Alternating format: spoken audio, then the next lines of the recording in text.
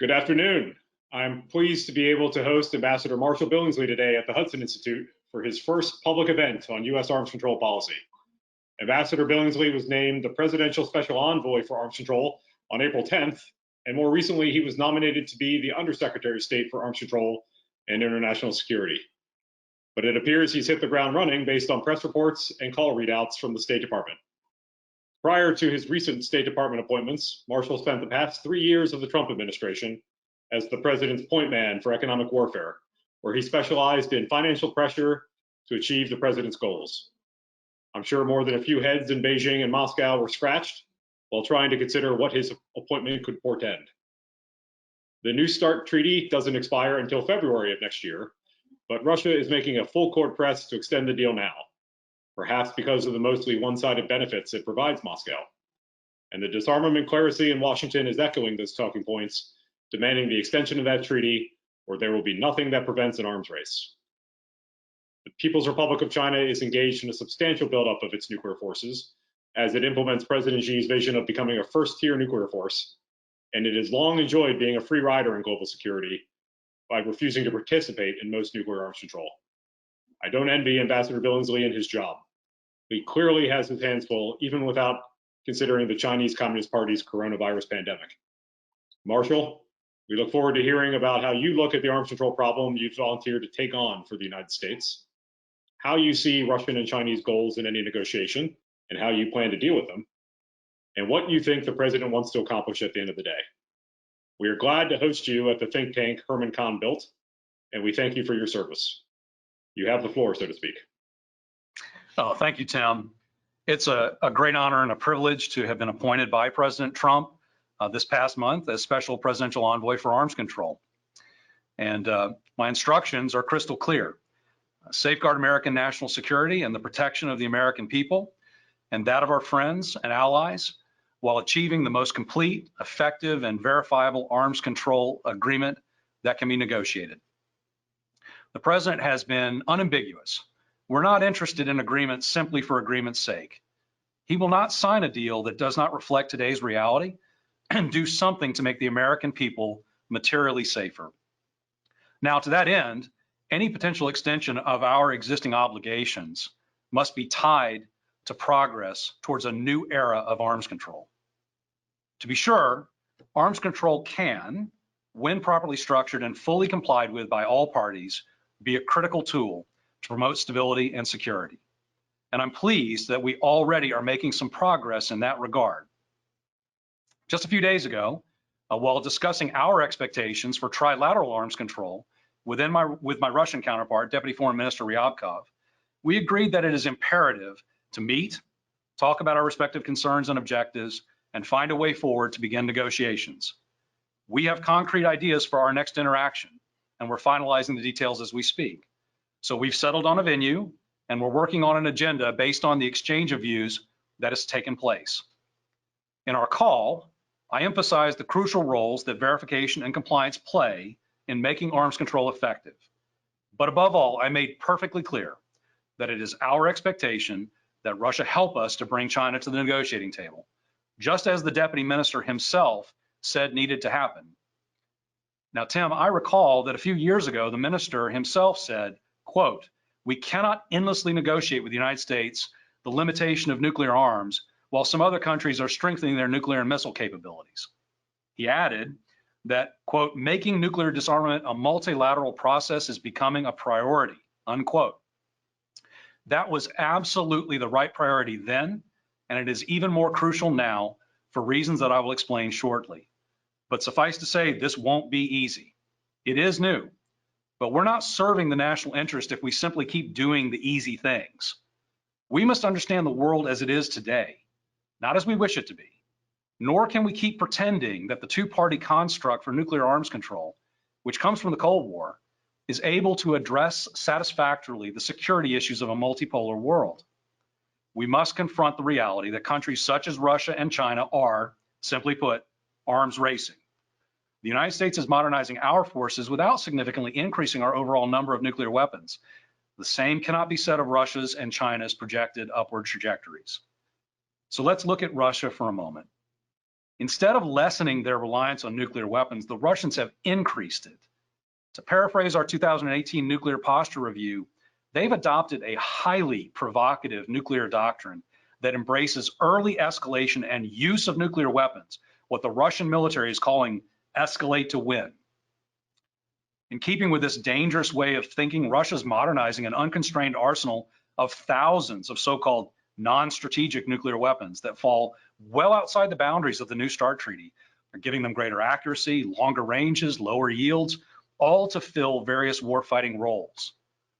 As Lieutenant General Robert Ashley, director of the Defense Intelligence Agency, said a year ago, and I believe at the Hudson Institute, quote, "We assess Russia's overall nuclear stockpile is likely to grow significantly over the next decade." Significantly. Moreover, we cannot forget the fact that Russia was for years clandestinely cheating on the INF Treaty, producing, testing, and deploying an intermediate range nuclear tipped cruise missile in secret. And the Russian military now deploys multiple battalions of the SSC-8 missile, which presumably are targeted at US forces in Europe and against our NATO allies. The United States fields no similar system, zero. You see, unlike Russia, we steadfastly complied with our international obligation not to have these types of weapons. We did so for 33 years. Russia seems to think that there's some kind of line between strategic and non-strategic nuclear weapons use. But we and the rest of NATO have warned that the use of any nuclear weapon would change the nature of a conflict. And this is something that I have recently reaffirmed in my conversations with the NATO Secretary General and in conversations I've had with allies across Europe. Unfortunately, Russia does not seem to see it that way. Why else would they hoard thousands of these shorter range nuclear weapons? Why would President Putin not implement the Presidential Nuclear Initiative, the P&I pledges that were issued by his predecessors? For our part, we did, fully and completely. Now, why does Russia feel the need to routinely conduct exercises and war games that involve the simulated use of these shorter range nuclear weapons against their NATO, against their allies, or their neighbors, I should say, and the United States? To be clear, Tim, we need to move away from Cold War thinking in terms of delineating between tactical and strategic weapons. It's an artificial distinction. In this era, any use of a nuclear weapon, whether mounted on an ICBM or shot out of an artillery tube, has strategic implications. So, modernization of nuclear arms control going forward must take all of this into account. We need to address Russia's buildup of an unconstrained nuclear warhead stockpile. This, in fact, is something the United States Senate explicitly requested when it provided advice and consent to the ratification of the New START Treaty. So, we're going to do precisely that. Along these same lines, we want Russia to adhere to the pledge reductions in theater range systems, including elimination of all of its nuclear warheads for ground-based tactical missile systems per their commitments under the 1991 Presidential Nuclear Initiatives. Next, and this is crucial, we need to restore the principle that arms control agreements be effectively verifiable. This is something that I feel we've lost sight of over the past few years. The New START Treaty suffers from some serious verification inadequacies, in my view. I will give you just two examples. First, in essence, over the past decade, Russia has not been required to provide telemetry on any of their new systems under development, and they certainly have not. Second, there are exploitable loopholes with on-site inspection procedures and the length of time given before inspectors are allowed to the location in question. And then finally, given our focus on addressing Russia's unconstrained nuclear stockpile, we're going to be looking hard at various monitoring techniques that are associated with that. I cannot stress enough how central to our thinking is effective verification and compliance. We are not in the business of negotiating new agreements or extending old ones if we cannot be assured that the other parties will hold up their end of the bargain. When it comes to Russia, we have little reason to be confident. Russia's track record is, to be frank, abysmal. I already mentioned the INF Treaty, which Russia destroyed by building and deploying explicitly prohibited missiles. I also mentioned the Presidential Nuclear Initiatives. The use of the deadly Novichok nerve agent in the Skripal assassination attempt in the United Kingdom was a clear violation of the Chemical Weapons Convention. And of course, Russia has systematically dismantled conventional arms control in Europe. They abandoned the Conventional Armed Forces in Europe Treaty, despite that treaty's flank agreement having been renegotiated to accommodate them. To this day, Russia is violating the Open Skies Treaty and completely defeating the purpose of that confidence and security building measure. They're not faithfully implementing the Vienna document notification requirements, and their attempted annexation of Crimea and invasion of Ukraine stands in flagrant violation of the UN Charter and the Helsinki Final Act. The international arms control architecture, both bilateral and multilateral, has been badly damaged by Russia's many and varied violations. It's a fair question as we contemplate new negotiations as to whether Russia can become a reliable arms control partner. Many have their doubts. It may be, to quote Oscar Wilde, the triumph of hope over experience. But we're optimistic that with a strengthened approach to verification, Russia can be expected to comply with a future arrangement. As President Reagan famously said, invoking an old Russian proverb, trust but verify. Now, this brings me to the other part of the equation as we see it, which is China. Like the United States, China is a party to the Nuclear Non-Proliferation Treaty, the NPT. Unlike the United States, whose stockpile number has gone way down, Beijing is in the midst of a sizable buildup. Just a few days ago, the editor-in-chief of China's Global Times wrote that China should expand its stockpile to 1,000 warheads, on at least 100 DF-41 strategic missiles. Now, the Global Times is a mouthpiece of the Chinese Communist Party. It is not independent. There is no way that such a statement would be made without the approval, tacit or otherwise, of senior Communist Party officials. This reinforces the point that Beijing, like Moscow, is intent on building up its nuclear forces and using those forces to try to intimidate the United States and our friends and our allies. Now, certainly our intelligence community has been clear about China's plans.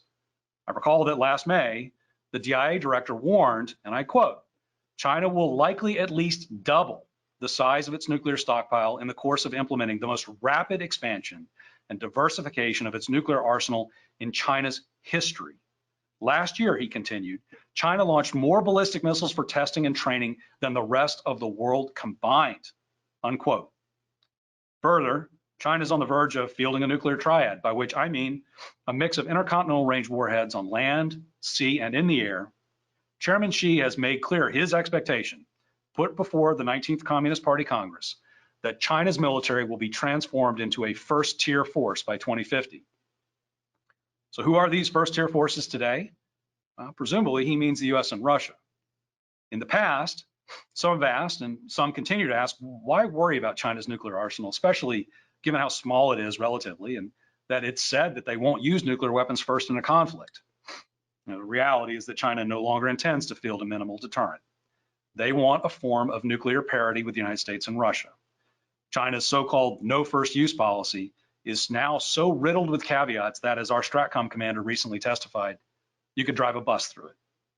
But perhaps the most dangerous aspect of China's nuclear program is the secretive and non-transparent way the regime approaches dialogue with the international community. Beijing has stubbornly refused to share any significant information about its plans, its capabilities, its intentions regarding its move to a triad of delivery vehicle, a launch on warning posture, and exploration of low-yield nuclear weapons. For decades, Tim, the United States has tried to engage senior Chinese officials in a substantive dialogue. They've steadfastly refused our entreaties at every turn. Why does China refuse to engage in such a dialogue? What exactly is Beijing seeking to hide? A responsible power committed to principles of fairness and reciprocity and seeking to reduce the nuclear danger as required under the NPT should welcome any opportunity to engage in good faith negotiation on these most important topics. Instead, the world is presented with a great wall of secrecy, while Beijing relies on selective shows of force and disturbing insinuations in state-controlled media. This is irresponsible. It's dangerous behavior. If China wants to be a great power, and we know it has that self-image, it needs to behave like one.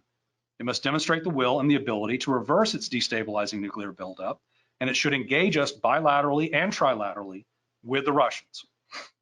The notion that China should not be expected to engage in nuclear arms control until it has built up to US and Russian levels is an outdated display of Cold War logic. We intend to establish a new arms control regime now, precisely to prevent a full-blown arms race. It is for all of these reasons that President Trump has expressed his strong desire to see China included in future nuclear arms control agreements. A three-way arms control agreement would provide the best way to avoid an unpredictable three-way arms race. Nor, as I mentioned at the outset, are we alone in making the entirely reasonable suggestion that China's growing nuclear arsenal be the subject of arms control limitations. The Russians have said as much. So have the Japanese and NATO's Deputy Secretary General. Just a few months ago, with you at the Hudson Institute, the NATO DepSecGen quite eloquently said, and I quote, "You cannot ask for global status without assuming also responsibilities for world order, and this is why we believe that it is high time for China to participate in arms control alongside Russia and the United States." We recognize that increasingly we have a trilateral nuclear competition. Our NATO and our Asian allies see it. I think so do the Russians. We believe arms control has the potential to limit that competition. We intend to try. As I've noted, we're already seeing some progress. Deputy Foreign Minister Ryabkov and I are building our respective plans for negotiations, and we both want to meet as soon as possible. I'm sure the deputy knows we will hold him to his government's public commitments to multilateralizing the next treaty after New START. And I expect him to live up to his own words. Russia must help bring China to the negotiating table. Both Russia and the United States share this interest. So, in conclusion, I'll reiterate a few key points. First, the president's made clear that effective and verifiable arms control is both possible and worth pursuing actively, but that the arms control agenda should address the threats and challenges of today and not those of yesteryear, which means including both Russia and China. Second, we agree with the Senate's clear view, expressed when it provided advice and consent to ratification of New START, that the next agreement must include all nuclear weapons, both those currently constrained by arms control and those unconstrained. And finally, we will design a truly verifiable agreement, not just to deter noncompliance and give us timely warning of militarily significant violations, but to promote real transparency and confidence building regarding our respective nuclear forces plans and intentions. These three objectives taken together will avoid a costly and dangerous nuclear arms race. When the president talks about including China in a future framework, he's thinking big and long term, and he's looking out for the safety and security of the American people. As the president has said in the past, my style of deal making is quite simple and straightforward. I aim very high, and then I just keep pushing and pushing and pushing to get what I'm after. We're going to do just that. We're going to push relentlessly to realize his vision. Tim, thank you again to you, the Hudson Institute, to all of your colleagues for the opportunity to speak here today, and I very much look forward to your questions. Well, thank you, Marshall. That was a comprehensive speech, and there's some exciting news about the conversations you're already having with your Russian counterparts. My first question is this language you used about unconstrained nuclear weapons. You talked about unconstrained nuclear weapons and referenced Russia's thousands of weapons and dozens of types. What does the term unconstrained mean to you compared to the traditional lexicon of tactical nuclear weapons or non-strategic nuclear weapons? How do we think of it? Yeah, great point. It really, in our way of thinking, there isn't such a thing as a non-strategic nuclear weapon in this day and age, if there ever was. Any nuclear weapons use anywhere would radically change the circumstances in a conflict. So to us, it makes a lot more sense to talk about nuclear weapons that are subject to the constraints of arms control agreements currently versus those that are not currently subject. And we intend to subject all nuclear weapons to future arms control constraints. Understood. So I think the next question that everybody is interested in is New START. What is the fate of New START? Are you prepared to recommend extending New START? And can you see extending New START or recommending extending New START to the president if China hasn't somehow come to the table in a serious way about some sort of future regime? Oh, goodness, Tim, I'm just not going to speculate on that at this very early stage in the negotiations. There'll be plenty of time to look at the full range of options related to that treaty. Understood. So many in the arms control community believe that by designating you as the presidential special envoy, the president is signaling his animus for arms control. You have a reputation. And I have to say, it seems interesting that the president chose his chief for the past 3 years of financial and economic pressure as his arms control envoy. You've literally been using all types of financial pressure to achieve the president's goals. And here you are now in charge of getting a treaty with Russia and China. What do you think your appointment means? And why do you think the president chose someone with your background? Well, I mean, first, as you've said yourself, and as I've made clear, the president's interest in a three-way arms control agreement is crystal clear.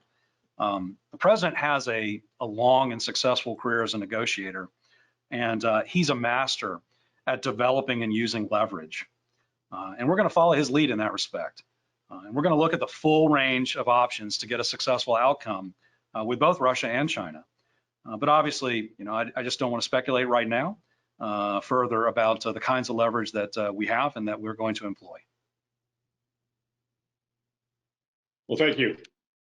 So one topic that I think has gotten a lot of interest, there's been a lot of writing about it, there's been a lot of speculation, is these new exotic systems. So President Putin has been very vocal about them. He made a point of having a big state speech in March of 2018. Now, my own take is that Putin is a poker player with a lousy hand. He's a cheap magician trying misdirection because he can't really do much more given the state of the Russian economy and so many other factors. How worried about these systems are you? Excuse me. How worried about these systems are you, given that, frankly, to date, they've really only been used to kill Russians? Yeah, right. Well, I mean, I respect my Russian counterparts for the power and influence that they command, but the reason for that respect hasn't got anything to do with these exotic science projects. I really don't see why a road mobile Chernobyl is a good idea. They've already had a big environmental catastrophe with that thing. And further, the idea of lacing a nuclear torpedo to make cities radioactively uninhabitable for the rest of civilization, that's a kind of dark thinking that I have a hard time understanding. I really think Russia has better things to spend their money on. As you point out, I've spent the last 3 years at the Treasury Department working on financial issues. They've got things like pension reform, for instance, that they desperately need to conduct. But if they're going to throw money down a sinkhole, so be it.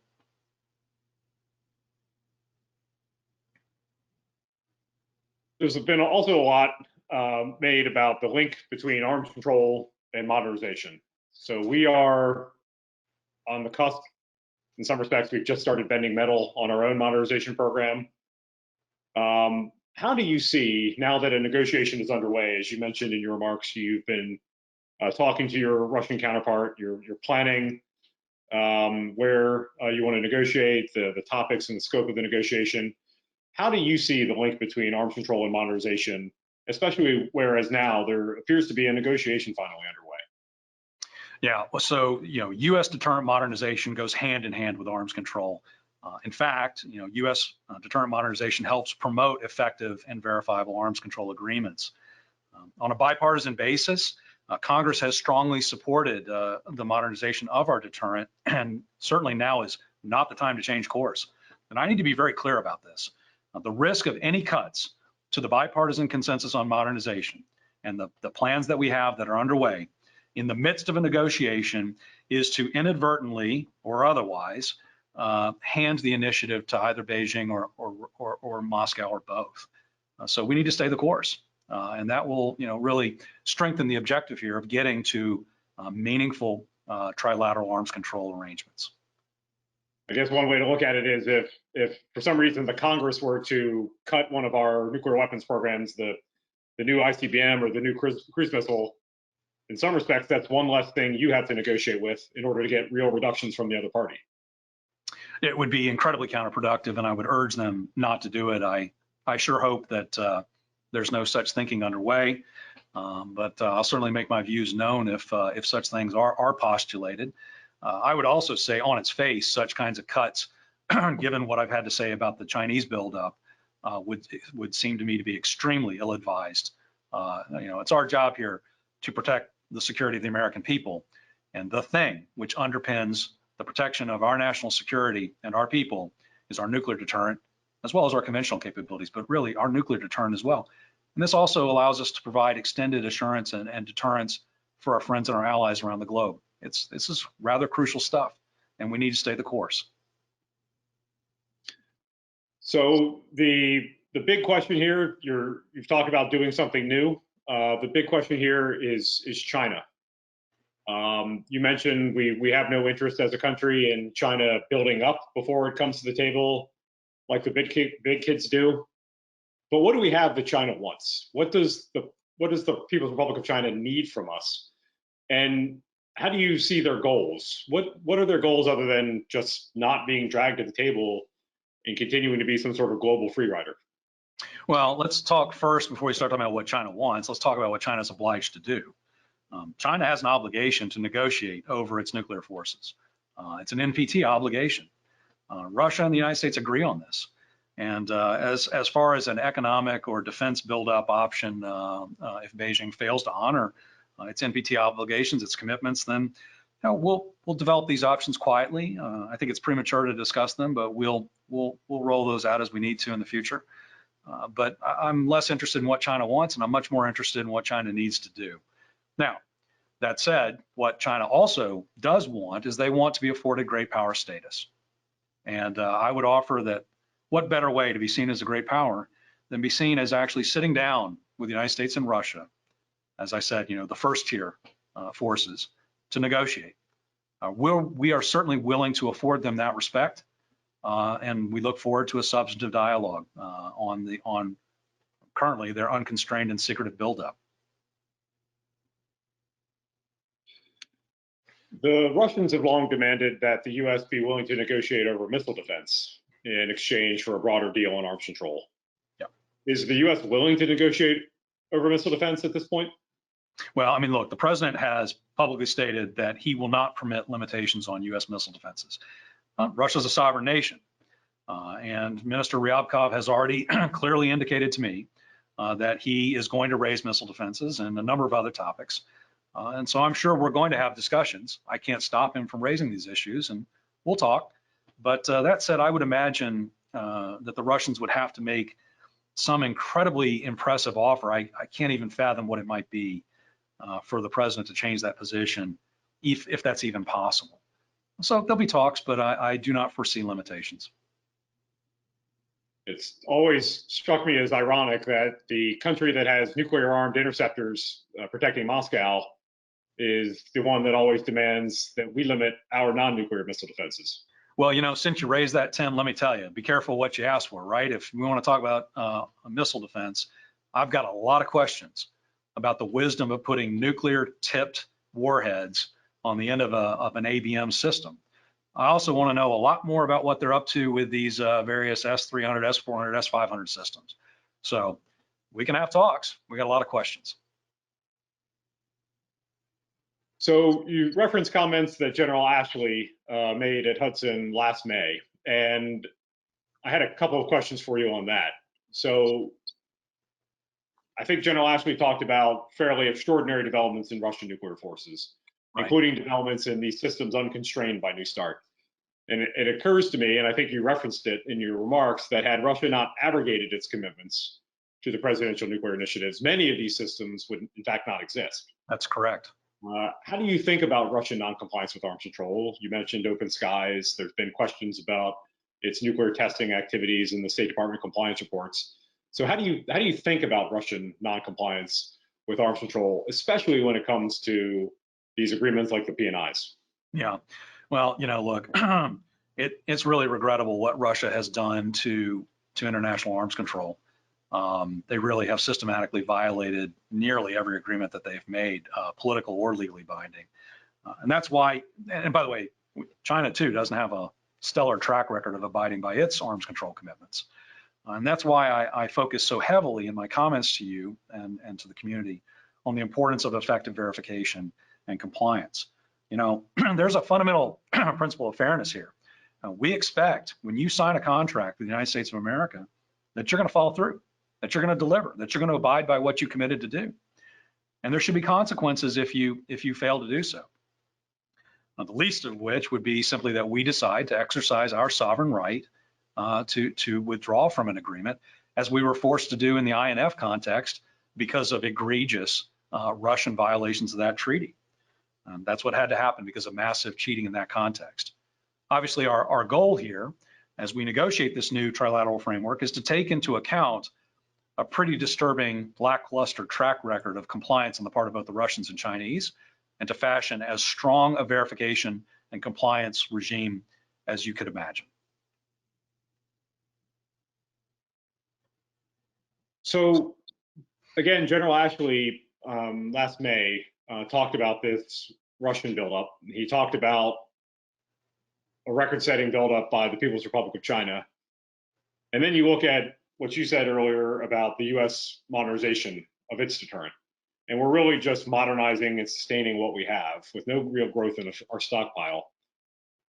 The UK and France are largely doing the same. Right. So when we hear these concerns about an arms race, I guess I'm curious, who's really arms racing here? Well, certainly it's not us, and it's neither us nor the UK nor France. The arms racing is happening with Russia and China right now. And that's precisely why the president's made clear that trilateralization is where we need to go. I also think, by the way, that concern about this three-way dynamic, where Russia starts to do things patterned off of what China's doing, where China's doing things reciprocally, we obviously have to factor in all the above. I think that's probably why Deputy Foreign Minister Ryabkov was so clear in his comments on the fact that he too thinks the future needs to be multilateralization. All these countries need to honor their NPT obligations, frankly, Tim, and they just need to stop. So let's get to the negotiating table. Let's hammer out the architecture for the future. Let's think big, the way the president is, and let's get this codified. I really hope your audience is going to support us in this endeavor. It is something new. It's long overdue, and we are committed to taking on the challenge. I guess that I have one more question for you, Marshall. And the president has talked a great deal about arms control. He's talked about not wanting an arms race, but if there is an arms race, he'll be sure to win it. If I were Putin and I were looking at the cards that I have in my hand, I was looking at what the United States is capable of, what the People's Republic, the second largest economy now in the world, is capable of. I'd be really worried about getting on the wrong side of some sort of arms race, some sort of competition of a buildup. How do you see Russia's interest in getting China to the table, especially given what you said about Deputy Foreign Minister Ryabkov's past comments about once you get past New START, you need to multilateralize and bring other countries to the table. Certainly Russia, which has manifested as a clear interest in getting an extension of New START, you would want to see a country that has such a significant land border. They've almost fought a nuclear war with each other in the 60s. Right. See a significant interest on their part to getting China to the table. How do you see these factors playing in if you were to put yourself in the position of your fellow negotiating partner? Well, look, I got to tell you, you're spot on. In fact, I'm quite glad I'm not in Deputy Foreign Minister Ryabkov's shoes. The president has written and spoken eloquently on leverage, on understanding when you have it, how to use it, how to employ it. And Deputy Foreign Minister Ryabkov's got his work cut out for himself. They very much need an extension of New START in their own minds. We're very much focused on the future, looking ahead, not in perpetuating some kind of bilateral framework, but on extending it to a trilateral arrangement. Because, of course, I think the Chinese are, in fact, doing certain things that are focused on the Russians, and the Russians are probably looking at that thinking, how are we going to deal with this? But, of course, they can get into a dynamic between the two of them, which then might precipitate us, necessitate us having to take certain actions. And you can see how that kind of unpredictable arrangement is precisely what the president wants to avoid. Because, frankly, why go down this path of an unnecessarily expensive buildup in a three-way arms racing context? That said, the president's made clear that we have a tried and true practice here. We know how to win these races, and we know how to spin the adversary into oblivion. And if we have to, we will.